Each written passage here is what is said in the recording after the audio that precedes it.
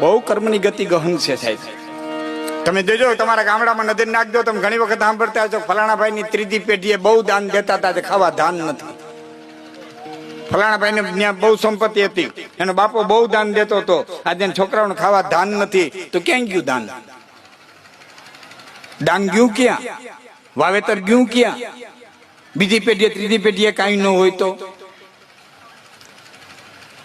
બહુ સમજીને બોલું છું, આ બધું રેકોર્ડિંગ થાય છે માતાજી. આ પ્રશ્ન છે ને બધાને, હું એકલા મારા એકલા પ્રશ્ન નથી, તમે જોયું છે ને, તમે એવા નામ સાંભળ્યા હશે ને, એવા ઘર જોયા હશે ને. 200 વીઘા હતી, 250 વીઘા હતી, આજે ચાહ નથી. ક્યાં ગયું બધું દાન? તો યાદ રાખજો, તમે જે કોઈને દાન દેહો એમાંથી જે કઈ કર્મ કરશે એનું 6% ફળ તમારે ભોગવવું પડશે. અને તમને એમ થાય 6%માં હું, અમારી એરિયા સાંભળો ઘડીક વાર ગણિત તમને તમને એમ થાય 6%માં હું, તમે 40 જગ્યાએ દાન દીધું, 40 જગ્યાએ તમે તમારું પરસેવાની કમાણીનું દાન દીધું છે, એમાંથી 15 જગ્યા એવી છે કે જે અનીતિ થાય છે, અત્યાચાર થાય છે, વ્યભિચાર થાય છે, મદિરા પીવાય છે. 40 માંથી 15 જગ્યા એવી છે કે જ્યાં ન થવાના કાર્ય થાય છે. તો 15 છીકે 90, તમારું તો 100% થઈ ગયું. ભલે ને તમે 15 જગ્યાએ સાલી ઠેકાણ દીધું, પણ આ ભોગવવાનું તો 100% થઈ ગયું.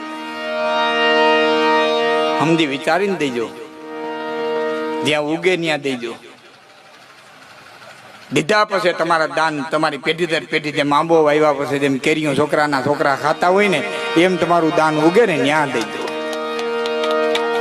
ઉડાવપણું દાતારી નથી સાહેબ, ઉડાવપણું એ દાતારી નથી. કોઈ એમ કે હાલતા માંગરોળ ની બજારમાં, કેહોદ ની બજારમાં 5 જણા ભેરા થાય ને હાલતા આપણે 5000 વાપરી નાખી, તમારું ઉડાવપણું છે. દાતારી નથી. દાતારી તો વિગત થી વપરાય તો પાંતીમાં ભાઈતું પડે, બાકી સગડી ઢોળો થાય તો કાગળ બગડે. કાગડા હા, આખે આખો ખડીયો ઊંધો વાળો સાય નકામી જાય, કાગર નકામો જાય. હા, ક્યાંથી આવી છે આ ઘોરની પ્રથા ભગવાન જાણે. જોકે મને ખબર છે ક્યાંથી આવી, હું જાહેરમાં કહેવા નથી માંગતો. ભયંકર વસ્તુ છે બાપુ. આજે કોઈ કરે છે ને આનંદ પાડતા અમે, કારણ કે અમે આ ધંધો માંડીને બેઠા. ના પાડીને કાલે તમે તેડાવો નહીં. હવે અમારે દાતડી કોઈને મૂલે જવાય એમ નથી. 2 મિનિટ મને સાંભળજો, પછી મારે જે પ્રસંગ કેવો છે આપને કહું. આ તમે જે આ કરો છો ને, ફલાણો ભાઈ ફલાણા ભાઈ માથેથી કરે, ઢીકણો ભાઈ ઢીકણા માથેથી કરે, પૂછડો ભાઈ પૂછડા ભાઈ માથેથી ઘોર કરે. ઘોર નો અર્થ શું થાય? ભયંકર. ઘોર અંધારી રાત, ઘોર નગારા. ઘોર એટલે ભયંકર. એનો તાવ, તરિયો, અરિયો, દરિયો, એના કરમ જે કઈ હોય ને તમે ઘોર કરીને પછી આ નાખો છો.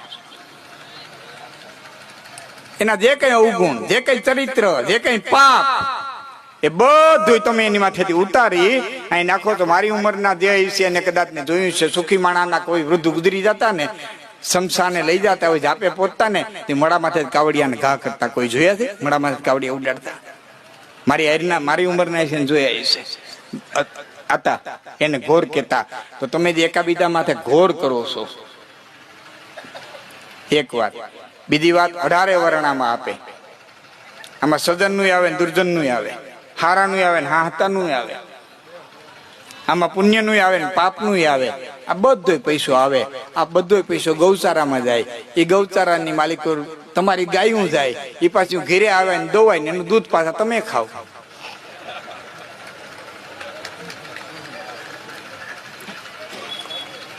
ખોટી વાત છે મારી?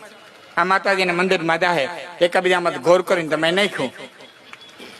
આ બધું મંદિરમાં જાહે, મંદિરમાં કાલ માતાજી સુંદર મજા રસોઈ બનાવશે, પાછા તમે જ ખાઓ.